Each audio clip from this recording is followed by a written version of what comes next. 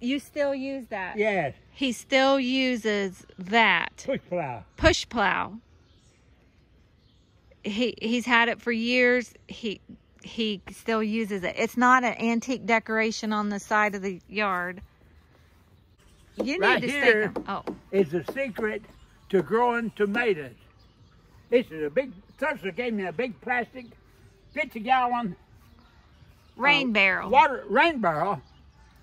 And look up here, coming off at the fence post, U-shaped fence post.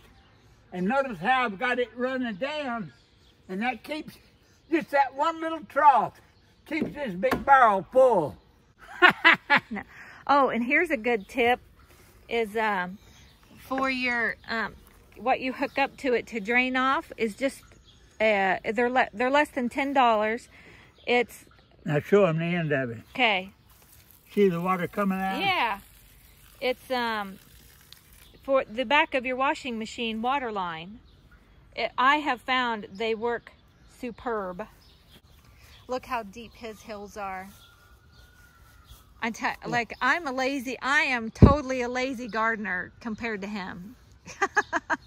What this big pile of dirt does, once it gets wet, I mean soaked, it can stay soaked for 2 weeks or longer, down in where the roots are.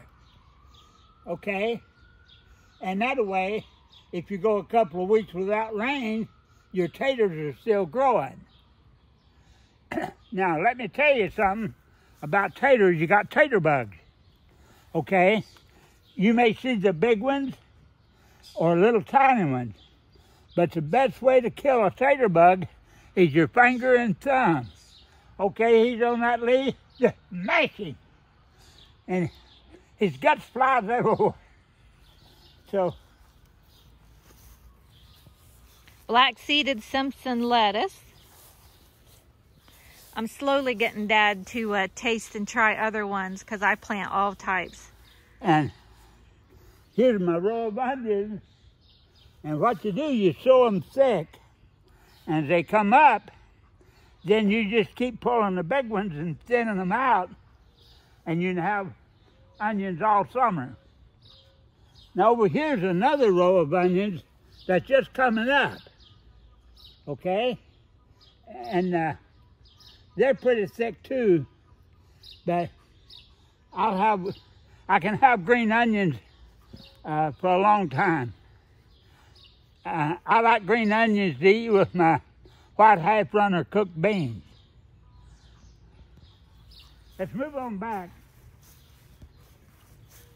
And he goes right up to the edge of the property line. That telephone pole is his property line to that fence. And he uses every inch of the land he pays taxes on. All right, so tell the sad story of peas, because I'm about 3 days away from you having a kettle full of peas from my house. This is, I put my peas down early. Same time I did these onions and taters. They came up. I didn't notice what was going on, and the birds ate the vines. I replanted. They didn't come up. Well, I got another bag of peas, and they haven't come up either. I'm going to keep planting peas till Thanksgiving, or grow some peas. Now look. He's got all those tomatoes out front. And we got more tomatoes. Because if you can buy a pack of 6, you buy a pack of 6. And you got to plant them all, right? Now I want you to look at this hill of tomatoes here. I was setting them out late one evening, and I was so tired, I was wore out. I had a hole dug here, but I needed 2 more holes for the other 2 tomatoes. I was so tired I couldn't dig holes, so I threw them all 3. Same hole. Go get it, boys. So that's why you see a big lump of, yeah. There's 3 plants there. 3, 4, 5, 6 here. And what variety are these? Beef Masters, they're all mixed up. Oh, okay. all different brands. What you had left over, and are these no. Right here is my pride and joy is long neck dipper gourds. I have one in the house I grew 2 years ago, and it has a 48-inch handle on it. Big, long thing. This is just 2 wooden posts with an old pair of bed springs nailed to it to get them up. I got arms on it.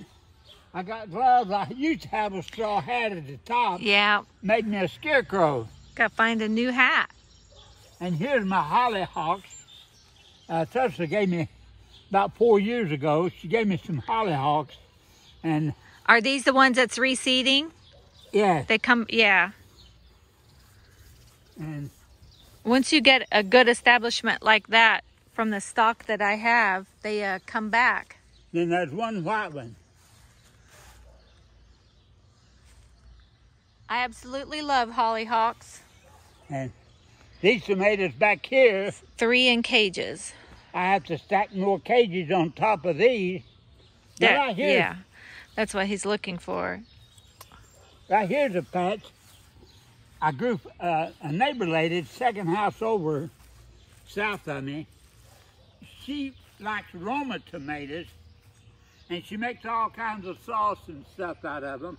I've got 13 tomato plants here, and they'd probably make somewhere at least 6 bushel of tomatoes right here in this one little spot.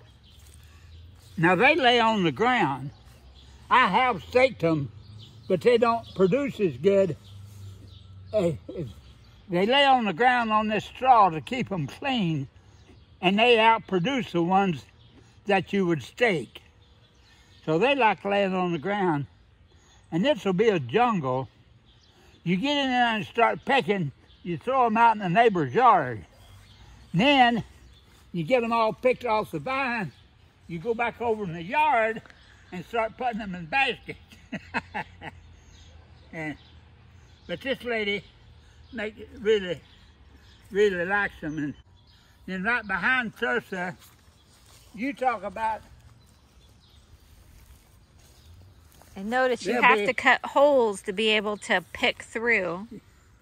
There's 4 plants in here, and it'll produce at least 5 bushel of cucumbers on this one cage.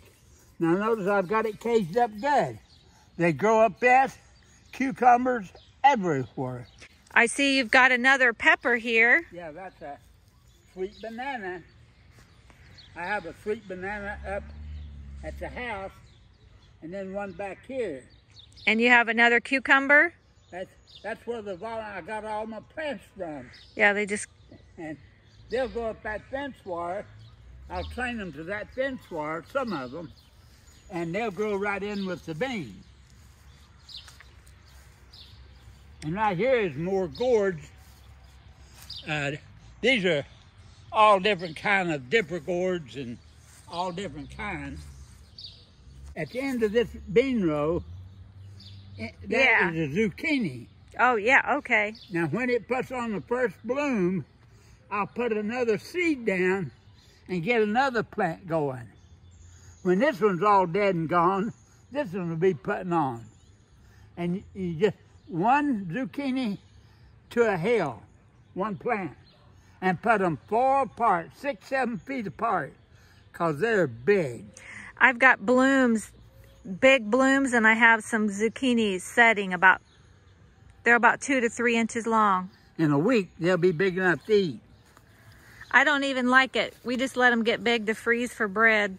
And right here, it's some more volunteer. Oh my gosh, look, tomatoes. 1, 2, 3, 4, 5, 6. Oh, it's countless. Are you gonna let them bush up onto here? They can just go wherever they want. And what's here? A gourd? I transplanted him, and he's just starting to take off. The cushaw I was telling you about earlier. Now this is interesting because to show people being resourceful, and you don't have to have black gold dirt. Like, you didn't haul anything in. This had just never, that we know of, in years and years, had ever been a garden by anybody who lived here before. So once he got over the grass took about a year. This ground is just real fertile. You've not brought in any kind of manure. We brought you some rabbit manure, but you've only put it on plants. But that's just because it hadn't been gardened. But this was a gravel parking area. And whatever you plant in this parking lot, all those limestone gravels outgrows anything anywhere else in the garden. Now, right up to the middle of the garden over here is zinnias. And I have to stake them. And they'll get head high, higher than my head. And have more flowers. And I take them to different, I've got 1 or 2 places in the hospital offices where I take flower pots. I take flower pots all over town and give to people free. And you have one wild strawberry down here. He and I don't like strawberries, so we don't tend to them. There's another hollyhock. Yep. You stand right about here. Okay. Well, folks, I've enjoyed making this movie, and I've had a lot of fun, and this is a good way to say goodbye.